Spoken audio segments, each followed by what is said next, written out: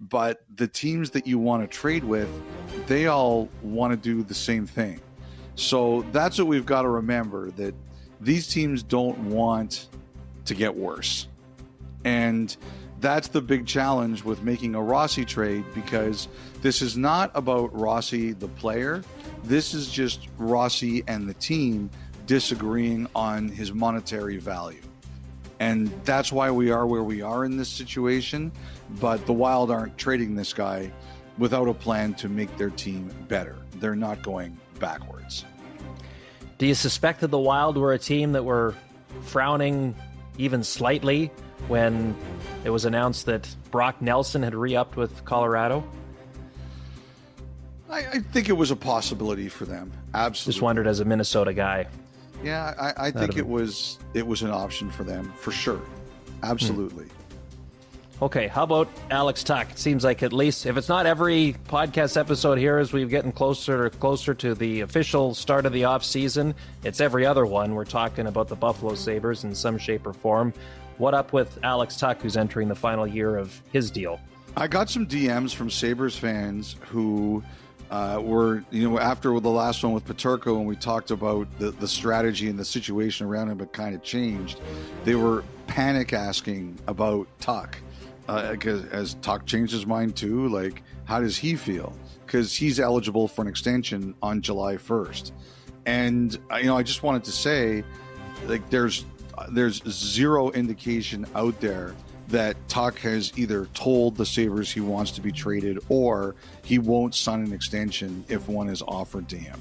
Like, someone sent me a note, I guess it was just a tweet, saying that they heard he told them that he won't re-sign with them. As it stands right now, on June 18th, I don't believe that's true. So, we'll see what happens. Obviously, at some point in time, the Sabres will go to him about an extension because he can sign one after July 1st. But but I've been told there's no indication that Tuch has told the Sabres he won't consider it. So we can put the brakes on that one, at least for a little bit. All right, and you talked about Peterka there, and certainly that got a lot of play coming off the last episode. And then on Monday, all the teams gearing up for men's hockey at the Olympics released their first 6 names to their roster. And interestingly, Peterka was not among those listed to Team Germany. But you think there is a sound reason for it? Well, someone sent me a post. I guess it's on the German official Instagram page that they were asked about it. And they brought up the fact that he doesn't have a contract yet for next year.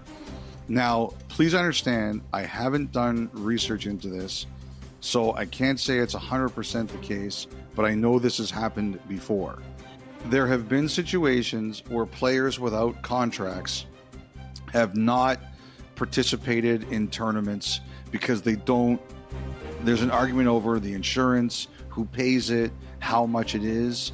Like there was one player who's told me in recent years he didn't go play in the World Championships because the insurance on to go play there, because he was unsigned, he was heading into unrestricted free agency. Hockey Canada didn't want to pay it, and he said he understood it was a big number, so he didn't go. Now, I know that in the past, as part of these Olympic negotiations for NHL players to go, insurance has been not so much a fight. Everybody knows that you have to have insurance for the contracts, even if the guys are signed. But who pays it and what percentage of basically how the breakdown to pay it is done. And the league said at the State of the Union address here before Game 1 that they still haven't officially signed the deal for the Olympics next year. It's not like it isn't going to happen. Everybody's going. It's just not signed.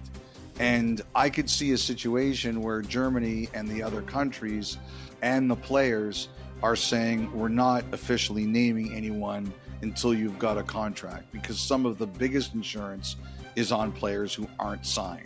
So when at the beginning, I was the same as everybody else. I was like, how could Peterka not be one of the first 6 on the German team? But when someone sent me that posting, at least I could say to myself, that's reasonable. Now, I could be totally wrong here, but I do know this has been a thing in the past. So when I heard it, it said, you know what, that makes some sense to me. And do you think is insurance the main reason why the agreement hasn't officially been signed yet? Do you have any insight? Okay. I don't. But every time they get asked that question, they always say, don't worry about it. It's going to happen. It's just not officially signed yet. Lawyers. Jeez.